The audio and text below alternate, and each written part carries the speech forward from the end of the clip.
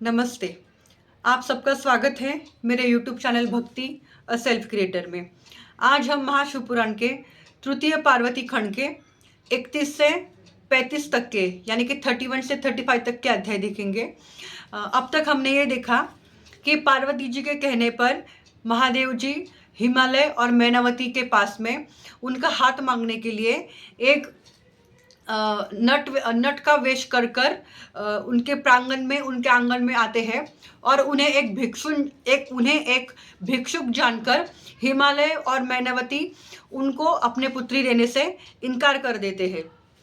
पर उन्हें ये बात बाद में पता चलती है कि साक्षात महादेव जी ही हमारे घर में पार्वती जी का हाथ मांगने के लिए आए थे। अब हम सुन रहे हैं महाशिवपुराण के तृतीय पार्वती खंड का 31वां अध्याय, जिसमें ऐसा वर्णन आता है कि ब्रह्मा जी कहते हैं कि जब हिमालय और मैनावती को ये बात पता चलती है कि महादेव जी ही पार्वती का हाथ एक नट का वेश धारण कर कर हमारे पास मांगने के लिए आए थे, पर हमने उन्हें पहचाना ही नहीं। इस बात का उन दोनों को पश्चाताप होता है और वो शिव जी को प्रसन्न करने के लिए पुनः शिव जी की आराधना शुरू कर देते हैं। हिमालय जी भगवान शिव जी की आराधना शुरू कर देते हैं। फिर उनकी आराधना से देवताओं को डर लग जाता है, क्योंकि जो हिमालय है वो अपने स्व इच्छा से अपनी पुत्री पार्वती का विवाह भगवान शिव जी से करना चाहते हैं। फिर देवताओं को इस बात का भय लगता है कि अगर निष्काम भाव से अगर हिमालय और मैनावती अपनी पुत्री का हाथ महादेव जी के हाथ में दे देंगे तो उन्हें शीघ्र ही मोक्ष प्राप्त हो जाएगा। फिर मोक्ष प्राप्त होने के बाद हिमालय अपने स्थान में पुनः लौट आएंगे। फिर पृथ्वी पर हिमालय पर्वत नहीं रहेगा।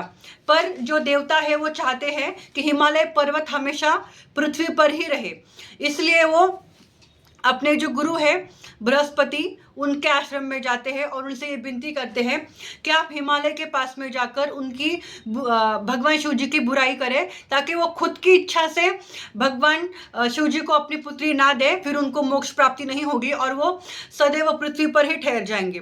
पर यह बात बृहस्पति जी नकार देते हैं। वो कहते हैं कि मैं हिमालय के पास में जाकर भगवान शिव जी की निंदा कर ही नहीं सकता, इससे मैं घोर नरक का पापी बन जाऊंगा। मैं भगवान शिव जी की निंदा नहीं कर सकता। अगर तुम्हें इस बात की समस्या का हल चाहिए तो तुम ब्रह्मदेव जी के पास जाइए।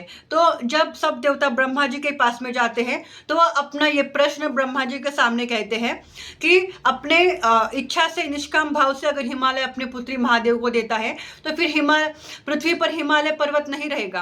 आपने इसके बारे में कुछ सोचा है? तो ब्रह्मा जी कहते हैं कि हिमालय के पास में जाकर मैं स्वयं भी शिव जी की निंदा तो नहीं करने वाला, हमें इस बारे में महादेव जी से ही बात करनी चाहिए। फिर जो ब्रह्मा जी है, इंद्र है, वो सभी देवतागण महादेव जी के पास कैलाश पर्वत पर जाते हैं और उन्हें अपनी ये समस्या सुनाते हैं कि पार्वती जी का विवाह आपसे निष्काम भाव से हिमालय जी ने किया तो उनके मोक्ष प्राप्ति के बाद पृथ्वी पर हिमालय पर्वत नहीं रहेगा। इसके बारे में आपने कुछ सोचा है? इस पर महादेव जी को ब्रह्मा जी ये परामर्श देते हैं, अगर आप स्वयं भी जाकर हिमालय के पास में जाकर अपनी खुद की बुराई करेंगे, शिव निंदा करेंगे, तो अगर आप स्वयं भी अपनी निंदा करेंगे तो इस बात का आपको तो पाप नहीं लगेगा, क्योंकि आप पाप पुण्य से परे है। पर अगर हम आपकी बुराई करेंगे तो हम घोर नरक के पापी होंगे। तो महादेव जी हंसकर ब्रह्मा जी और सभी देवताओं से कहते हैं कि मैं आपका इस लीला में सहयोग करूंगा।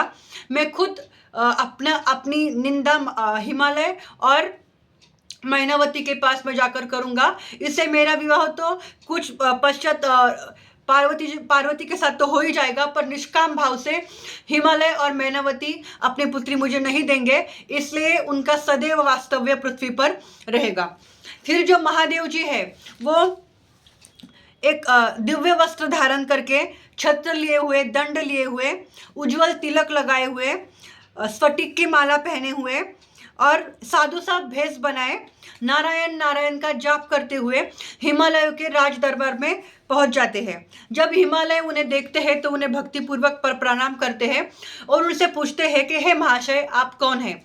इस पर वो एक ज्योतिष का भेष बनाए हुए महादेव जी उन्हें हिमालय जी को कहते हैं कि मैं एक ज्योतिष हूँ और मैंने तुम्हारे बारे में कुछ सुना है, इसलिए मैं यहाँ पे भविष्यवाणी करने के लिए आया हूँ। मैंने सुना है कि तुम अपनी सुलक्षणा कन्या ऐसे भगवान शिव जी को देना चाहते हो जो सर्वथा ही निराश्रय, निसंग, कुरूप, अवगुण, शमशानवासी, व्यालग्राही और जोगी है। वो जटाधारी है, वो सर्पों का हार पहनते हैं, वेद मार्ग से भ्रष्ट है। ऐसे शिव को तुम अपनी पुत्री क्यों देना चाहते हो? क्या तुम्हारी बुद्धि अमंगलकारी हो गई है? तुम नारायण के कुल के हो, यानी कि जो गोवर्धन पर्वत है वो भगवान कृष्ण का ही स्वरूप माना जाता है। इसलिए जो हिमालय पर्वत जो है वो नारायण के कुल के जाने जाते हैं। इसलिए महादेव जी उनसे कहते हैं कि आप नारायण के कुल के हो, फिर भी आप ऐसी अमंगलकारी बात क्यों कर रहे हो? फिर जो हिमालय है वो ये बात सुन के बड़ा खिन्न हो जाता है। बाद में फिर वहां से महादेव जी जो ज्योतिष का रूप धारण किए हुए हिमालय जी के दरबार में ये सब बातें करते हैं, वो ऐसा कहकर वहां से पुनः अपने स्वस्थान चले जाते हैं। अभी हम सुन रहे हैं 32वां अध्याय। 32वें अध्याय में ब्रह्मा जी नारद जी से कहते हैं, ब्रह्मा जी नारद जी को ये बता रहे हैं कि उस ज्योतिष द्वारा जो साक्षात महादेव ही थे, शिव जी ही थे, वो बातें सुनकर हिमालय और मैनावती को बड़ा दुख हुआ। उनकी मन की प्रसन्नता जैसे छूट गई हो। वो इस बात पे विचार करने लगे कि क्या हमें भगवान शिव जी को सच में हमारी कन्या देनी चाहिए। पर जो रानी मैनावती होती है, शिव जी के उन शिव जी ने अपनी जो निंदा अपने मुख से ही की होती है, उससे वो बड़ी विचल हो जाती है और अपने पार्वती का विवाह वो शिव जी से ना करने का निर्धार कर लेती है। वो हिमालय से कहती है कि मैं अपनी कन्या शिव को कदापि भी नहीं दूंगी। अगर आप मेरी बात नहीं मानेंगे तो मैं घर छोड़कर चली जाऊंगी या आत्महत्या कर लूंगी, पर मैं शिव जी को अपनी कन्या अब कदापि ही नहीं देना चाहती हूँ। जब ऐसा हिमालय जी कहते हैं, हिमालय जी से रानी मैनावती कहती है, कहकर वो अपने कक्ष में चली जाती है। पर यहाँ पर भगवान शिव जी के मन में अपने स्वस्थ लौटने के बाद ऐसे प्रश्न उत्पन्न होते हैं कि पृथ्वी पर हिमालय पर्वत का सदैव के लिए वास हो, इसलिए मैंने ये लीला रच तो दी है। पर पार्वती ने मेरा बहुत कठिन तप किया है, इसलिए उससे विवाह करना, उसका पानी ग्रहण करना, मुझे उसको स्वीकार करना, ये मेरा कर्तव्य है। मुझे उसको दिया हुआ वर पूरा भी करना है। तो अभी मैं अपना ये पार्वती को दिया हुआ वर पूरा करने के लिए वो सप्तर्षियों को याद करते हैं। फिर जब शिव जी सप्तर्षियों का स्मरण करते हैं तो सप्तर्षि उनके सामने आकर खड़े हो जाते हैं। सप्तर्षि यानी कि 7 ऋषि, जिनमें से एक ऋषि महर्षि वशिष्ठ भी है। फिर जो सप्तर्षियों से जिनके साथ वशिष्ठ भी है, उनसे महादेव जी कहते हैं कि हे सप्तर्षियों, तारकासुर नामक जो राक्षस है उसने सभी देवताओं को बड़ा दुखी कर रखा है, पीड़ित कर रखा है। मेरा और मेरे पत्नी का पुत्र ही उसको मार सकता है। अब तक मेरा पार्वती के साथ विवाह नहीं हुआ है, पर पर्वतराज हिमालय का सदैव पृथ्वी पर वास रहे, इसलिए मैंने एक लीला की है। मैंने वहां पे जाकर उनके मन में मेरे प्रति जो भक्ति थी वो कम कर दी थे, मेरे प्रति उनकी जो श्रद्धा विश्वास है वो कम कर दिया है। इसके वजह से अब वो मेरा विवाह पार्वती से नहीं कराना चाहते हैं। पर मुझ शिव को पार्वती को दिया हुआ वचन भी पूरा करना है और देवताओं को तारकासुर के पीड़ा से बचाना भी है। इसलिए आप अभी हिमालय के पास में जाकर मेरे विवाह की वार्ता हिमालय जी से करें, क्योंकि अभी हिमालय जी और मैना अपनी पुत्री अगर मुझे देते भी है तो निष्काम भाव से नहीं देंगे। इसके वजह से उनका वास्तव्य अभी सदैव पृथ्वी पर रहेगा। अब शिव जी की आज्ञा सुनकर जो सप्तर्षि है वो हिमालय के राज दरबार में चल पड़ते हैं। शिव जी की आज्ञा लेकर सप्तर्षि फिर हिमालय के राज दरबार में चल पड़ते हैं। जैसे ही वो राजा हिमालय से मिलते हैं तो उन्हें देखकर हिमालय राजा सप्तर्षियों को प्रणाम करते हैं, नमस्कार करते हैं और औपचारिकता निभाकर वो उनसे कहते हैं कि आप मेरे घर आए हैं, इसके वजह से मेरा जीवन अभी सुफल संपूर्ण हुआ है, मेरे लिए आपकी क्या सेवा है। अभी हम सुन रहे हैं 33वां अध्याय। 33वां अध्याय में जो सप्तर्षि ऋषि है वो राजा हिमालय जी को कहते हैं कि हे हिमालय, हम यहाँ पर भगवान शिव जी के विवाह की बात पार्वती के लिए करने के लिए आए हैं। जो भगवान शिव जी है वो जगत पिता है और आपकी पुत्री पार्वती ये पूर्व जन्म की सती है, जो जिसने भगवान शिव जी के लिए ही जन्म लिया है।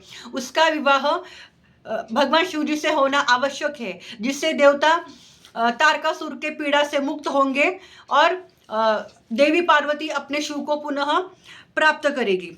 जब ये बात हिमालय पर्वत सप्तर्षियों से सुनते हैं, इस पर हिमालय पर्वत सप्तर्षियों को ये कहते हैं कि मैं स्वयं ही पहले अपनी पुत्री महादेव जी को देना चाहता था, पर कुछ दिन पहले एक ज्योतिषी मेरे राज दरबार में आया और उन्होंने शिव जी के बारे में कुछ ऐसी बातें कही जिससे मेरा मन बदल गया और पार्वती की जो माँ है मैना, जिसका नाम मेनका भी है, वो अभी अपने पुत्री का विवाह शिव जी से नहीं करना चाहती है। फिर जो सप्तर्षि है वो हिमालय जी के घर में जब गए हैं तो सप्तर्षियों में जो वशिष्ठ ऋषि भी है वो अपनी पत्नी अरुंधति को भी हिमालय के घर में अपने साथ लेकर गए हैं। फिर जो सप्तर्षि है वो हिमालय जी को समझाते हैं और जो वशिष्ठ ऋषि की जो पत्नी है अरुंधति, जो पूर्व जन्म में, जैसे कि हमने सती खंड में ये देखा है कि ये जो वशिष्ठ ऋषि की पत्नी है अरुंधति, वो पूर्व जन्म में संध्या थी, जो ब्रह्मा जी के भौवों से उत्पन्न हुई थी और भगवान शिव जी के तप द्वारा उसने अगले जन्म में अरुंधति का जन्म लेकर ऋषि महर्षि को वशिष्ठ जी को प्राप्त किया है। फिर ये जो सप्तर्षि है जिसमें ये वशिष्ठ ऋषि भी आते हैं, उनकी पत्नी भी हिमालय जी के पास में रहती है। फिर वो वशिष्ठ जी की आज्ञा लेकर मैनावती के पास जाने की आज्ञा मानती है। जैसे ही मैनावती रानी अरुंधति जी को देखती है, उन्हें प्रणाम करती है, नमस्कार करती है और कुछ औपचारिकता की बातें होने के पश्चात मैनावती उनसे उनके घर पर आने का प्रयोजन करती है। फिर अरुंधति वही बात, पार्वती के विवाह की बात शिव जी के साथ मैना जी को बताती है और उन्हें कहती है कि आप अपना हट त्याग दे के आप पार्वती का विवाह शिव जी से नहीं करना चाहती। इधर जो सप्तर्षिगण हैं वो भी हिमालय जी को समझाते हैं और वो पर फिर भी हिमालय जी सप्तर्षियों के उत्तर देते हैं कि शिव जी के पास कोई राज सामग्री नहीं है और कोई स्वजन भी नहीं है, बांधव भी नहीं है। ऐसे निर्लिप्त को, जिसके पास कुछ है ही नहीं, ऐसे देव को मैं अपनी पुत्री कैसे दे दूँ।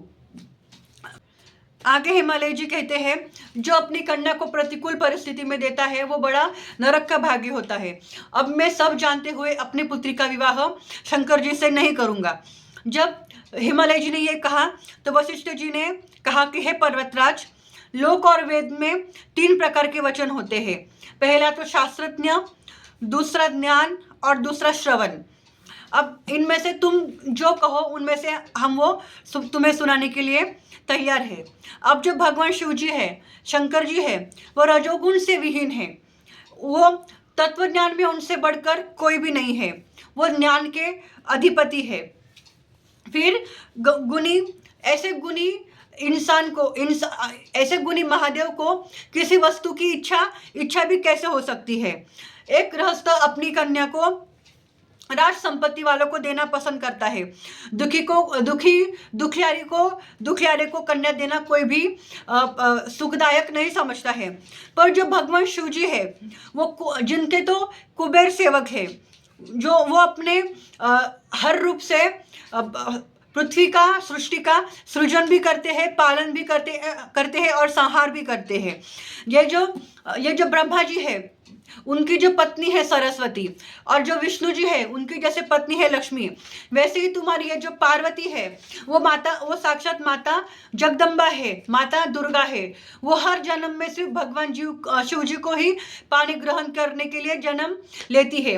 ऐसे में अगर तुम ये विवाह के लिए ना बोलोगे तो कैसा होगा, कैसा चलेगा? क्योंकि भगवान शिव जी ने पार्वती को ये वरदान दे दिया है कि वो पार्वती का पानी ग्रहण करेंगे। अगर तुम इस विवाह के लिए अनुमति ना भी दो तो अपना वर पूरा करने के लिए भगवान शिव जी उसका पानी ग्रहण करने ही वाले हैं। पर पार्वती जी की इच्छा पूरी करने के लिए कि भगवान शिव जी ने हिमालय जी से उनका हाथ मांगना चाहिए विवाह के लिए, इस पार्वती जी के कहने पर ही भगवान शिव जी ने हमें आपके पास इस विवाह के लिए वार्ता करने के लिए बोली है। पर अगर आप ना भी कहते हो तो भगवान शिव जी अपना वरदान पूरा करने के लिए और तारकासुर से सभी देवताओं को तारकासुर के अन्याय से दूर करने के लिए भगवान शिव जी पार्वती जी का वरण तो करने ही वाले हैं।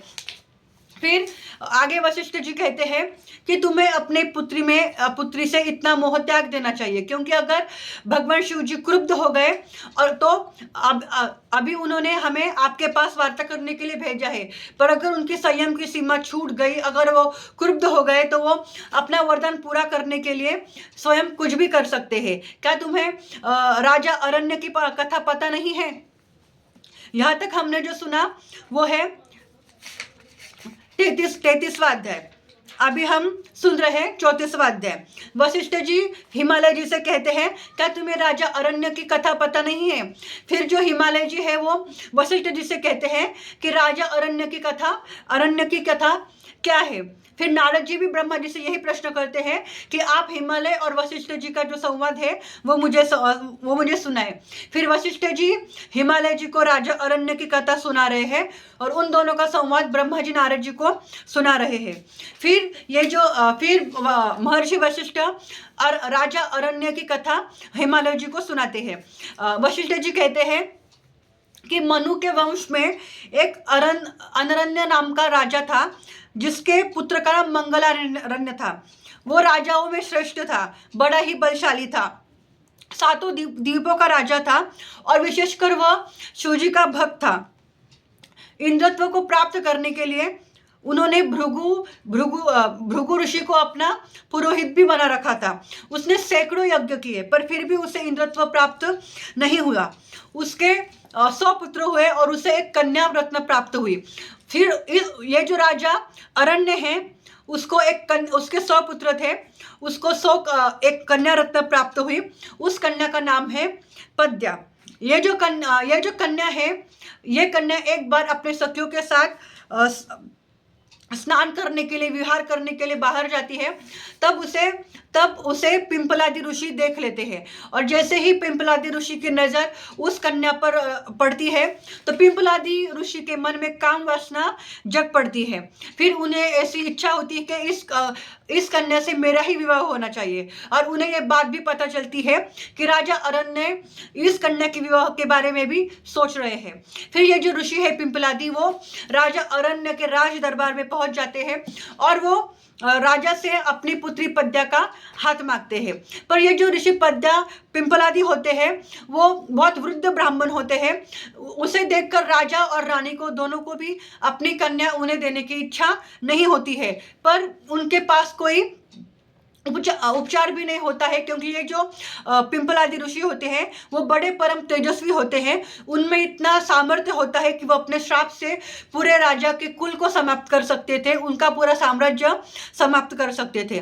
फिर ये जो राजा अरण्य है उनके सामने उनके पुरोहित आते हैं और पुरोहित उन्हें कहते हैं कि हे राजन, आप आपकी कन्या पद्या का विवाह इस ब्राह्मण पिंपलादि से कर दीजिए, क्योंकि ये परम तेजस्वी है। ये अपने अगर इन्होंने हमें श्राप दे दिया तो वो आपके कुल का, आपके साम्राज्य के नाश के लिए कारण बन सकता है।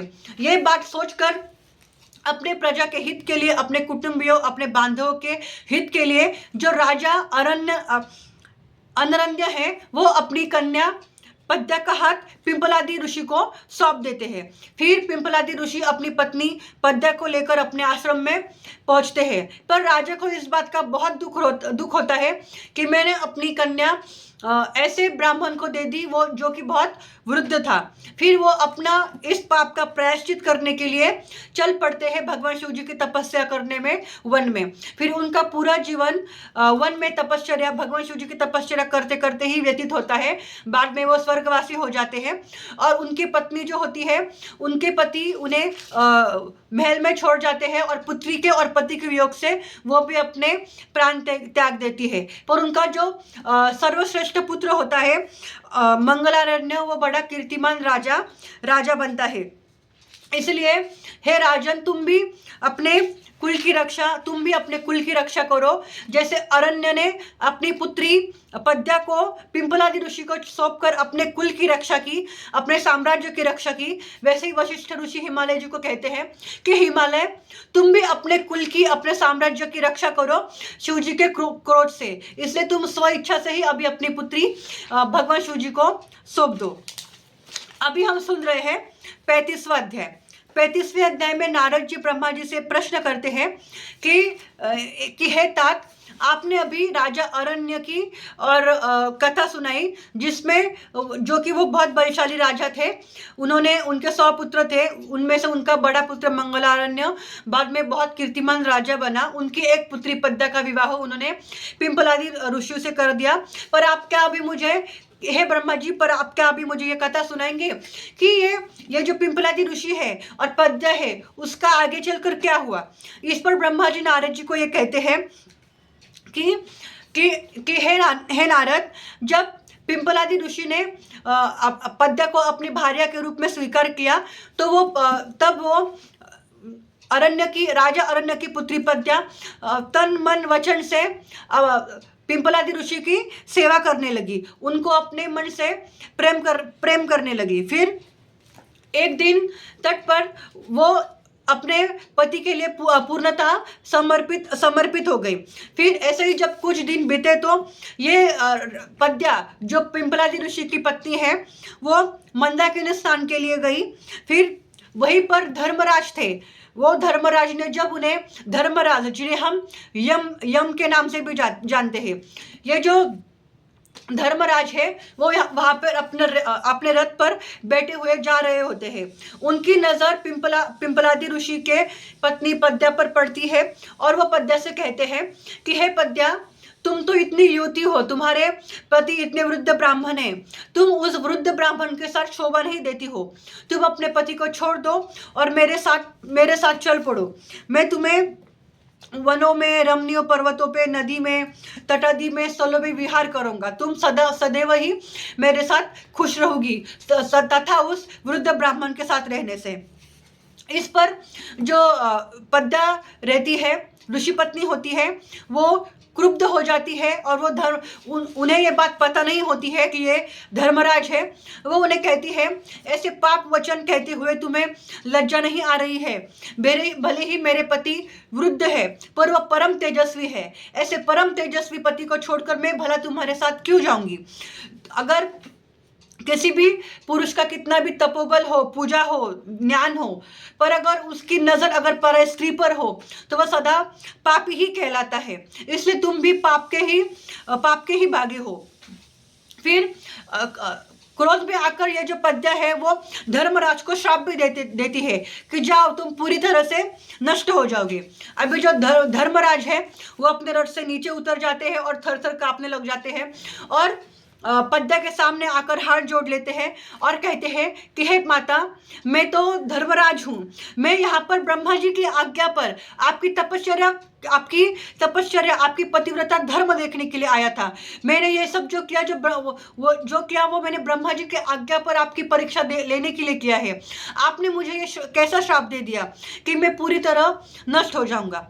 जब ये पद्या सुनती है तो वो धर्मराज से कहती है कि अगर आप धर्मराज हैं तो आपने मेरी परीक्षा क्यों ली? क्योंकि आप हर मनुष्य के, हर प्राणी के जो प्राणियों की जाति है उनके कर्मों के साक्षी है।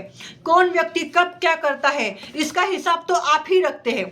तो आपको ये बात तो पता ही है कि मेरा कर्म क्या है, कैसा है। फिर आपको मेरी परीक्षा लेने की क्या जरूरत पड़ गई जो आपने मेरी परीक्षा ले ली? पर फिर भी अगर आपने मेरी परीक्षा ले ही ली है तो अभी मेरे मुख द्वारा जो श्राप दे दिया गया है वो अभी पीछे नहीं हट सकता। इसलिए आपका संपूर्ण नाश तो होकर ही रहेगा। पर उपशाप के रूप में पद्या धर्मराज को यह भी कह देती है कि आप समूल तो नष्ट होंगे ही, और आप युग के हिसाब से नष्ट होंगे। जब सतयुग चल रहा होगा तब आपकी ख्याति पूरे ब्रह्मांड में होगी। यानी कि जब धर्म यानी कि अच्छे आचरण, जो हमें जीवन में कैसा जीना है, कौन से काम करने हैं, कौन से नहीं करने हैं, उसका जो मार्ग हमें मिलता है उसे हम धर्म करते हैं। धर्म यानी वो किताबें, वो बातें जो हमें सिखाती है कि हमें हमारा जीवन कैसे जीना है। तो पद्या रानी धर्मराज को ये उपशाप देती है कि जब सतयुग चल रहा होगा तब सब जो लोग होंगे वो, जब आपके 4 पैर होंगे तब आप समूल नष्ट नहीं होंगे। फिर आपका वर्चस्व सतयुग में चारों ओर होगा। जैसे जैसे एक एक युग चला जाएगा आपका एक एक पैर टूटता जाएगा। जैसे द्वापर युग आएगा तो आपको 2 पैर नहीं रहेंगे। आपको यानी कि आधे लोग धर्म से चलेंगे, आधे लोग धर्म से नहीं चलेंगे। सतयुग में सभी लोग धर्म से चलेंगे, त्रेता में आधे लोग धर्म से चलेंगे, द्वापर में सिर्फ 1% लोग ही धर्म से चलेंगे, और कलयुग में आपका तो कोई पैर ही नहीं रहेगा। धर्म सिर्फ नाम के लिए या सिर्फ दिखावे के लिए ही रह जाएगा।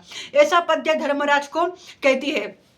फिर ऐसा उपशाप सुनकर जो धर्मराज है वो पद्या से कहते हैं कि माता, आपने मुझे इस उपशाप दिया इसलिए मैं आप पर प्रसन्न हूँ और मैं भी आपको कुछ देना चाहता हूँ कि हे माता पद्या, आपके जो पति है पिंपलाजी ऋषि, मैं आपको यह वरदान देता हूँ कि वो अभी यौवन को प्राप्त होंगे और कभी भी वयस्क वृद्ध नहीं होंगे, और आप भी कभी भी वयस्क नहीं रहेंगे, हमेशा युवती ही रहेगी। ऐसा आशीर्वाद देकर जो धर्मराज है वो अपने स्थान पर पहुंच जाते हैं, और उन्हें जाने से पहले ये भी कहते हैं कि आपके गुणवान 10 पुत्र होंगे। धर्मराज पद्या को उसके पति पिंपलादि और उसको सदैव युवती होने का आशीर्वाद देकर, 10 पुत्र प्राप्त होने का आशीर्वाद देकर, और उसके घर में सदैव कुबेर से अधिक धन होगा ऐसा आशीर्वाद देकर अपने स्थान को लौट जाते हैं। फिर अपने स्थान पर जाकर वो अपने राज दरबार में पद्यावती की प्रशंसा भी करते हैं, और यहाँ पर पद्यावती अपने पति के साथ रममान होकर अपना संसार करती है, अपना जीवन व्यापन करती है। फिर वशिष्ठ जी आगे हिमालय जी से कहते हैं कि देखा हिमालय, इसलिए मैं तुम्हें कह रहा हूँ कि तुम्हें भी अपनी पुत्री पार्वती का विवाह ऐसे ही भगवान शिव जी से कर देना चाहिए जैसे राजा अरण्य ने अपनी पुत्री पद्या का विवाह पिंपलादि ऋषियों से कर दिया था। आखिर में पिंपलादि ऋषि और पद्या का जो संसार है वो फल फूल गया था। पार्वती के साथ भी ऐसा ही होगा। इसलिए आप अपनी पुत्री का मोह त्याग कर पार्वती को भगवान महादेव जी को अर्पण कर दे। अभी 1 सप्ताह के बाद में सुंदर योग बन रहा है जिसमें लग्न है, चंद्रमा बुध के साथ है, रोहिणी तारांगनों से युक्त है, मार्गशीर्ष का महीना है, और चंद्रमा जो है वो सर्वदोष रहित है। ऐसे शुभ योग में आप मूल प्रकृति स्वरूपा जगदम्बा का विवाह महादेव जी से कर दीजिए।